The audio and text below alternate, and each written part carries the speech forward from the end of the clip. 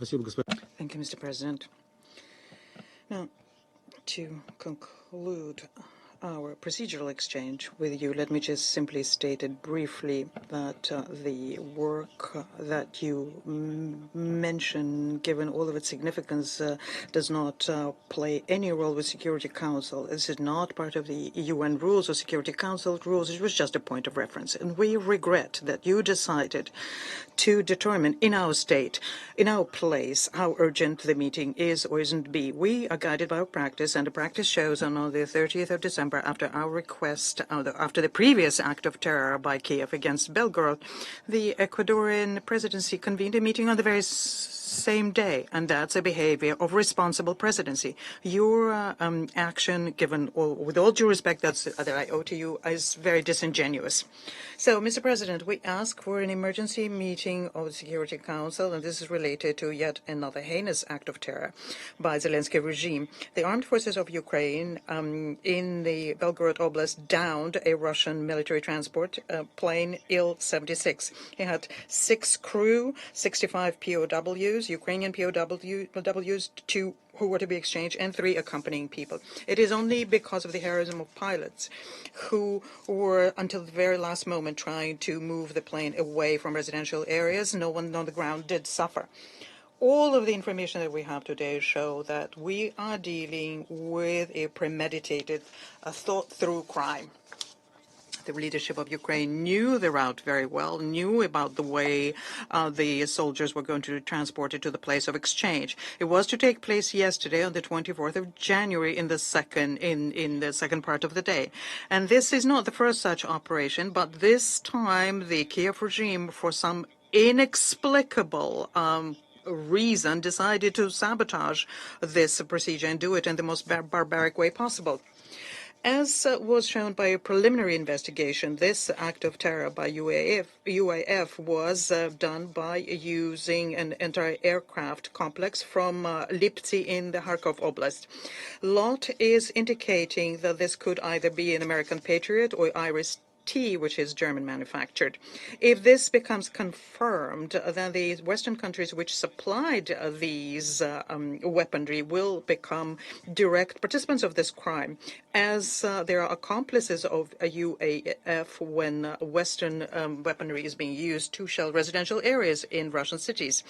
These heinous acts by the Zelensky regime, provided, of course, they still have any kind of control over their armed forces, but they've shown yet once again that they're incapable of any kind of negotiations and that they're inhumane.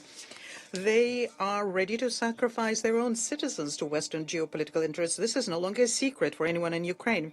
This is what is being done nowadays, where Ukrainian men are being gang-pressed on the streets of cities and sent as cannon fodder to the front in violation of Ukrainian laws.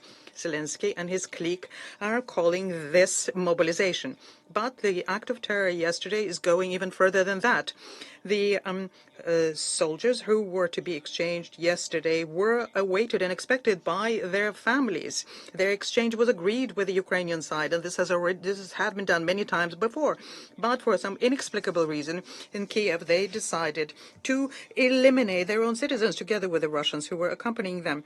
This is exactly what was done by the Ukrainian junta in 2022 in July, when they carried out a strike against Yelenovka, where all Ukrainian POWs were also there. So 50 people died then. Are we possibly hoping for an explanation from the Kiev regime today? What happened? Was it the lack of coordination amongst the Ukrainian armed forces, or someone's initiative, or a crime which is beyond any kind of morals? But everything that we have seen so far was a very primitive and cowardly attempt by the representatives of the Kiev authorities to go against the obvious facts and not take responsibility for this. And by doing this, they have got carried away in their lies and are now digging a greater and greater hole for themselves. Immediately after this act of terror, the General Staff of UAF had issued a self-congratulatory statement stating that the plane was downed intentionally by the Ukrainian military. And this news was immediately disseminated also in the Ukrainian mass media, BK Ukraine, Union, and Ukrainian Pravda. But as information started appearing that the Ukrainian POWs were on that plane, they panicked and started to cover up their tracks. And the first acknowledgement that this was done by UAF were crudely deleted from the internet. At the same time, new versions are being introduced, one more absurd than other. For example, this information is being put around that IL-76 were carrying missiles, that it was flying from either Egypt or Belgorod, and there were no Ukrainian POWs on board. Another school of thought of Ukrainian propagandists is also not particularly new. Traditionally, they are trying to place the blame on Russia. I have no doubt that our Western colleagues today are also going to engage in wordplay today with the only goal in mind, to shield the puppet Kiev regime as much as possible. They and the people in Kiev could not care less about the Russians and Ukrainians who died, because they're second category people, and they're simply expendable in their crusade against Russia. The Western colleagues are trying to convince their public that such a situation is a good investment, a good business project. And the cynicism of this is just absolutely off the charts. Mr. President, Western sponsors of the criminal Kiev regime are fully responsible for the regime's crimes. On Monday, in this chamber, we were talking about cramming Ukraine with weaponry. In similar situations, you emphasize the fact that Ukraine is using those weaponries for legitimate self-defense. Well, perhaps you could explain to us today how self-defense is related to downing a plane which is carrying your own POWs so as to conduct a procedure provided for international humanitarian law. We're also very disappointed the representatives of international organizations using double standards and are refusing to comment on this event. We call upon Member Security Council and UN leadership to decisively condemn this and all other acts of terror conducted by the Kiev junta. Silence in this situation only strengthens the corrupt regime of Zelensky, that they have impunity. We, in turn, will do everything we can to make sure that everyone responsible for this and other crimes of the Kiev Nazi clique, that they are punished for this. Mr. President, in 2014, the Bandera junta downed a Malaysian liner MH17 above Donetsk, and more than 300 people died as a result. And despite the proof that Ukraine is involved in this, many in the West have been expressing doubts that Kiev could think up and carry out such a provocation. Now, how are the Western public going to be dealing with the fact that the Ukrainians downed yet another plane? It will not be possible to go over this in silence and hush this up, because all of those who died have Ukrainian families who were waiting their return and believed that the authorities will hold up their end of the bargain.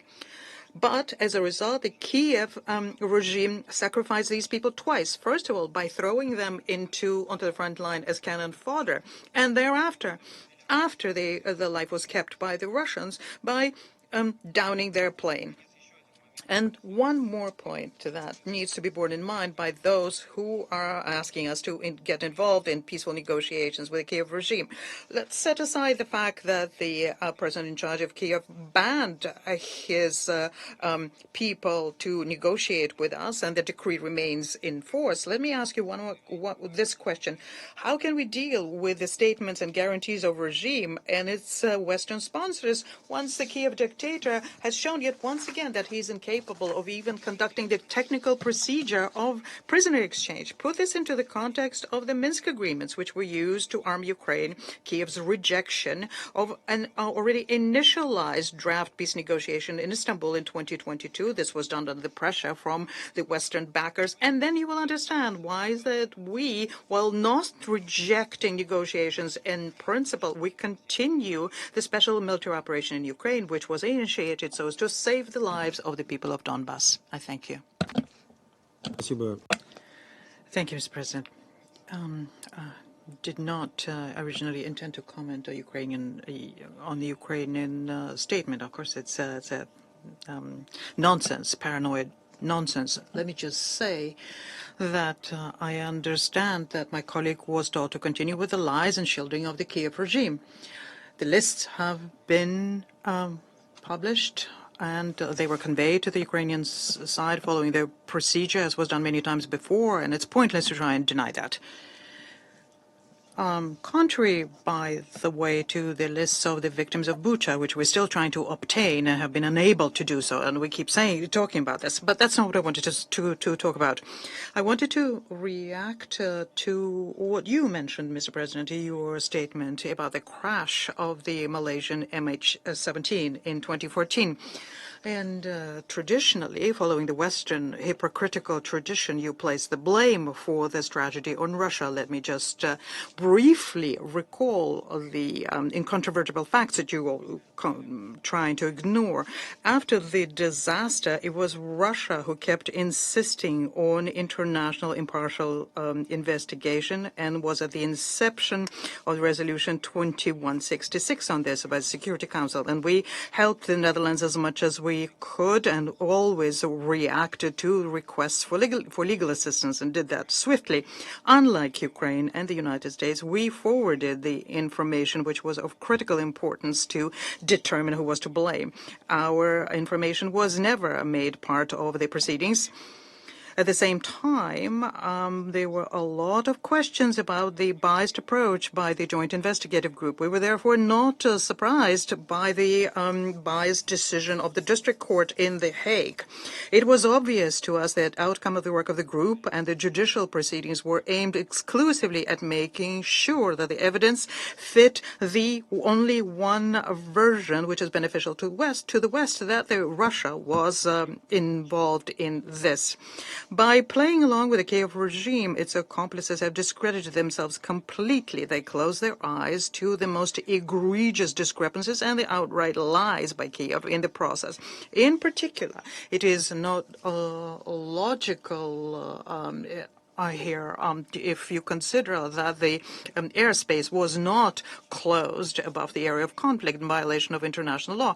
And this shows that there was a political bias on the part of those who conducted the investigation. This year will be a 10-year anniversary of their tragedy, but nothing's changed. And the West, for their reasons, are justifying any crimes committed by their Kiev puppets, trying to blame Russia, even when the facts are showing that it's exactly the opposite. Let me underscore here that punishing those responsible for the tragedy of MH17, who in actual fact were and still are in Kiev, that this has nothing to do with the political performance that is being played out. Thank you.